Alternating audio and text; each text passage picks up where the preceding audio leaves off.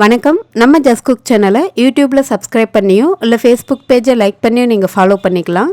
இந்த வீடியோவில் காளா மீன் குழம்பு தான் ஸ்பெஷலாக ஒரு மசாலா அரைச்சி ரொம்ப டேஸ்டியாக எப்படி பண்ணுறதுன்னு பார்க்க போகிறோம். இது சாதத்தோடு வச்சு சாப்பிட்றதுக்கு இதோட டேஸ்ட்டு ரொம்பவே அட்டகாசமாக இருக்கும். எப்படி பண்ணுறதுன்னு பார்க்கலாம். ஒரு கடாயில் 1 டேபிள் ஸ்பூன் அளவுக்கு எண்ணெய் சூடு பண்ணிவிட்டு 1/2 டீஸ்பூன் சோம்பு, 1/2 டீஸ்பூன் மிளகு, 1/2 டீஸ்பூன் ஜீரகம் சேர்த்துருக்கேன். இது கூடவே ஒரு கொத்து கருவேப்பிலை, 7-8 பூண்டு பற்கள் சேர்த்துருக்கேன். ஒரே ஒரு பச்சை மிளகாய் உடச்சிட்டு சேர்த்துக்கோங்க. ஒரு 10 சின்ன வெங்காயம், அதோடைய வாசனை நல்லாயிருக்கும், அதனால் அதையும் சேர்த்துட்டு இந்த வெங்காயம் லேசாக வதங்குற வரைக்கும் வெயிட் பண்ணலாம். இப்போது வெங்காயம் நல்லாவே வதங்கி வந்திருக்கு. இதில் நான் 2 தக்காளியை அப்படியே 4ஆக கட் பண்ணிவிட்டு சேர்த்துருக்கேன். கொஞ்சமாக கல் உப்பு சேர்த்துட்டு இந்த தக்காளி நல்லா வெந்து வர வரைக்கும் வெயிட் பண்ணலாம்.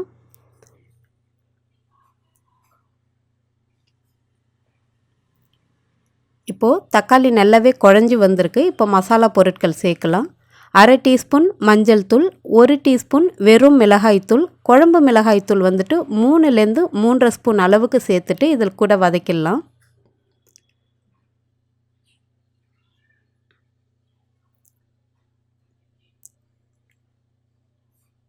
இது லேசாக வதங்கினதும் ஒரு 2 சில் தேங்காவை குட்டி குட்டியாக அரிஞ்சு சேர்த்துருக்கேன்.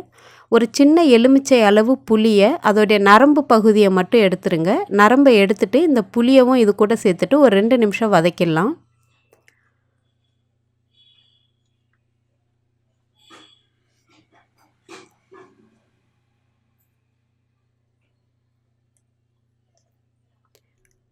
ஒரு 2 நிமிஷம் நல்லா மசாலா வதங்கினதும் ஒரு மிக்ஸி ஜாருக்கு மாற்றிட்டு நல்லா ஆற வச்சுட்டு கொஞ்சமாக தண்ணி விட்டு விழுதாக அரைச்சி ரெடியாக எடுத்து வச்சுக்கலாம். இந்த மாதிரி மசாலா வதக்கி அரைச்சி மீன் குழம்பு செய்யும்போது அதோடைய டேஸ்ட் ரொம்பவே அட்டகாசமாக நல்லாயிருக்கும். இப்போது குழம்பு எப்படி தாளிக்கிறதுன்னு பார்க்கலாம். ஒரு கடாயில் 1 டேபிள் ஸ்பூன் எண்ணெய் சூடு பண்ணிவிட்டு கொஞ்சமாக வெந்தயம், ஒரு கொத்து கருவேப்பிலை, சின்ன வெங்காயம் ஒரு 30 போல் நல்லா பொடியாக அரிஞ்சு எடுத்துருக்கேன். அதையும் சேர்த்துட்டு நல்லா கலர் மாற வர வரைக்கும் வதக்கிடலாம். வெங்காயம் நல்லா வதங்கினதும் நம்ம அரைச்சி எடுத்துருக்கிற அந்த மசாலா விழுதையும் இது கூட சேர்த்துட்டு மிதமான தீயில வச்சு ஒரு 2 நிமிஷம் வதக்கிடுங்க. அப்படி இல்லைன்னா அடிப்பிடிக்க ஆரம்பிக்கும். இப்போது இது நல்லா வதக்கியாச்சு. அதே மிக்ஸி ஜாரில் நான் கொஞ்சமாக தண்ணி விட்டு சேர்த்துருக்கேன். அது மட்டும் இல்லாமல் இந்த குழம்பு நல்லா கொதித்து எண்ணெய் பிரிஞ்சு வர வரைக்கும் நம்ம கொதிக்க வைக்க போகிறோம். அதுக்கு தேவையான அளவு தண்ணி சேர்த்துக்கலாம். நான் ஒரு 4லேருந்து 5 டம்ளர் அளவுக்கு தண்ணி சேர்த்துருக்கேன். இந்த குழம்புக்கு தேவையான அளவு உப்பு சேர்த்துட்டு எண்ணெய் பிரிஞ்சு வர வரைக்கும் கொதிக்க வைக்கலாம். இப்போது குழம்பு நல்லாவே கொதிச்சிருச்சு. நான் மீன் துண்டுகளையும் ரெடியாக சுத்தம் பண்ணி எடுத்திருக்கேன். அந்த மீன் துண்டுகளையும் ஒவ்வொன்றா பொறுமையாக தனித்தனியாக சேர்த்துடலாம். இந்த காளா மீன் சாப்பிட்றதுக்கு அவ்வளோ அருமையாக நல்லாயிருக்கும். பயங்கர சாஃப்டாக இருக்கும். ரொம்ப முள் இருக்காது, நடுமுள் மட்டும்தான் இருக்கும். டேஸ்ட்டும் அவ்வளோ அட்டகாசமாக இருக்கும்.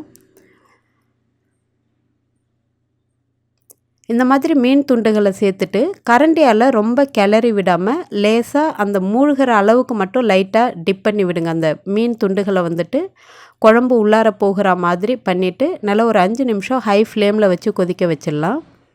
ரொம்ப கலக்கி விடக்கூடாது. 5 நிமிஷம் பொறுத்து ஒரு 2 நிமிஷம் லோ ஃப்ளேமில் வைக்க போகிறோம். இப்போது 5 நிமிஷம் பொறுத்து நான் மேலாக அந்த மீன் துண்டுகள் அடியில் போய் செட் ஆகாமல் இருக்கிறதுக்காக கலந்து விடுறேன்.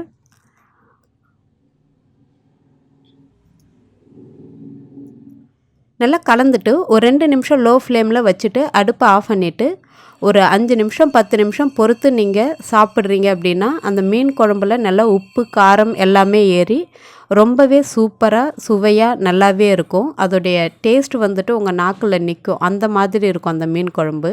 நான் ஒரு 5 மினிட்ஸ் பொறுத்து காமிக்கிறேன் பாருங்கள்.